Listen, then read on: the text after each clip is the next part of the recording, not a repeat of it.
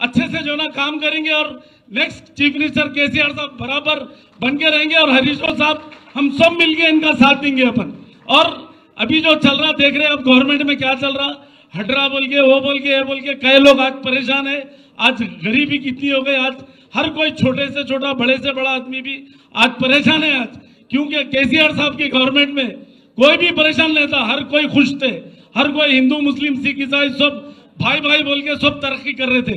आज तेलंगाना हमारा 20 साल पीछे होगा फिर केसीआर साहब हटते ही, क्योंकि केसीआर साहब एक सुलझे हुए चीफ मिनिस्टर थे, हिंदू मजहब को भी जानते थे, मुस्लिम को भी जानते थे, हर एक को सेकुलर चीफ मिनिस्टर बोले तो आज इंडिया में हमारे केसीआर साहब थे।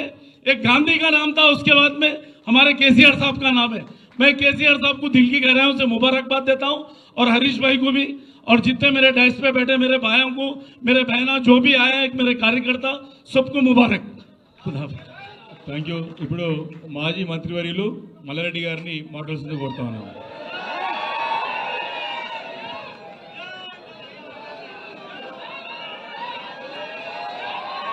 జై తెలంగాణ, జై తెలంగాణ, జై కేసీఆర్, జై కేటీఆర్, జై హరీష్ అన్న।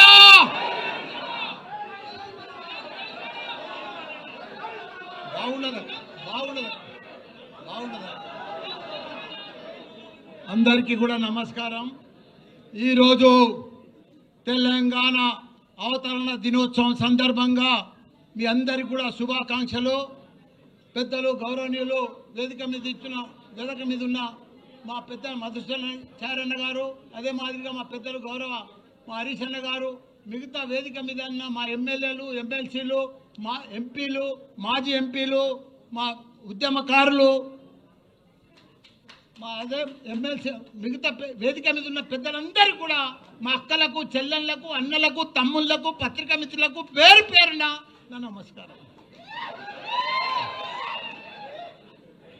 తెలంగాణ ఉద్యమకారులతోటే వచ్చింది, అందులో ఎంతోమంది ప్రాణత్యాగం చేసిండ్రు, దాని ఫలితమే ఈరోజు మనకు తెలంగాణ వచ్చింది। దానికి తోడు ఎవరెంత చేసినా అందరు త్యాగ ఫలితమే ఈరోజు వచ్చింది। కానీ ముఖ్యంగా మన కేసీఆర్ గారే తెలంగాణ కోసం కళ్ళల్లో ఒత్తులు వేసుకొని కొన్న ప్రాణం దాకా ఉద్యమం చేసి, నా ప్రాణం పోయినా సరే, పార్లమెంట్ లో ఎంపీ ఉన్నా సరే, పార్లమెంట్ పోకుండా కూడా 32 పార్టీలను వాళ్ళంతా కూడా జతగట్టి నాకు తెలంగాణ కావాలి, నాకు ఏం వద్దు, నా తెలంగాణ నాకు కావాలి, నా ప్రజలు అన్యాయం అయిపోతున్నారని చెప్పి తెలంగాణ సాధించినాక దాన్ని వదిలిపెట్టలే తెలంగాణను। తెలంగాణ రాకముందుకు మన పరిస్థితి ఏముండే, నీళ్లు లేకుండే, కరెంటు లేకుండే, ఒక గురుకుల పాఠశాలలు లేకుండే, ఒకరికి ఉద్యోగాలు లేకుండే, ఏమీ లేకుండే, పంట వండినా పంట కొనేటోడు దిక్కు లేకుండే। అసలు తెలంగాణను తీసుకొచ్చి అలా ప్రపంచంలో గుర్తుపట్టేటట్టు చేసిండు మన హైదరాబాద్ తెలంగాణను కేసీఆర్, కేటీఆర్ గారు। అసలు తెలంగాణను సాధించాడు 10 ఏళ్లలో। భారతదేశంలో 29 రాష్ట్రాలలో ఆదర్శ రాష్ట్రంగా తీసుకొచ్చిన ఘనత మన తెలంగాణ రాష్ట్రం, మన కేసీఆర్। ఇవాళ ఆయనను పట్టుకొని ప్రపంచంలోనే ఎత్తైన లిఫ్ట్ ఇరిగేషన్ ప్రాజెక్టు కట్టిందంటే కాళేశ్వరం మన కేసీఆర్।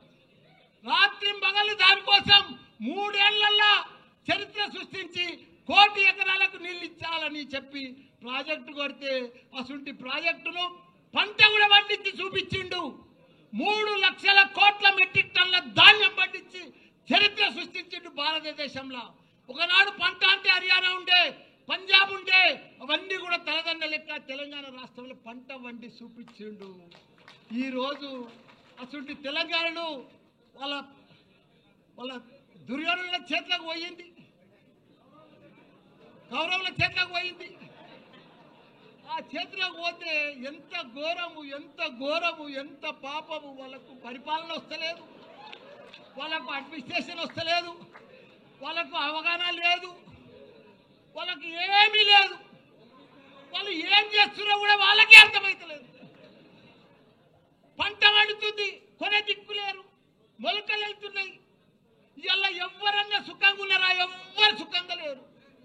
ఒక రైతు సుఖంగా లేడు, రైతు బంధువు లేదు, రైతు ఇది లేదు, ఒక వ్యాపారాలు లేవు. బంగారం దుకాణంలో కూడా 1,00,000 రూపాయల ధర ఇది కానీ కొనేటోడు లేడు. బట్టల వ్యాపారాలు లేవు, ఎక్కడ కూడా భూముల బేరాలు లేవు, ఏ బేరం లేదు. మొత్తం దరిద్రమైపోయింది తెలంగాణ. అంత దరిద్రం చేసి బంగారం అసలు తెలంగాణ. నాది కూడా ఏముందన్న, అందరు బాగుంటేనే నా తన పైసలు కడతారు కదా. ఇప్పుడు అందరు బాగా పంటలు పండి పైసలు వస్తేనే కదా నాకు బాగా అడ్మిషన్స్ జరుగుతాయి. అంత ప్రాబ్లం ఉంది. భయపడేది ఏం లేదు. 3 ఏళ్ళు లోపుకే పట్టుండ్రి. 3 ఏళ్ళు అయితే మన రాజ్యమే వస్తుంది, మన కేసీఆరే వస్తాడు. మనకు ప్రాబ్లం లేదు.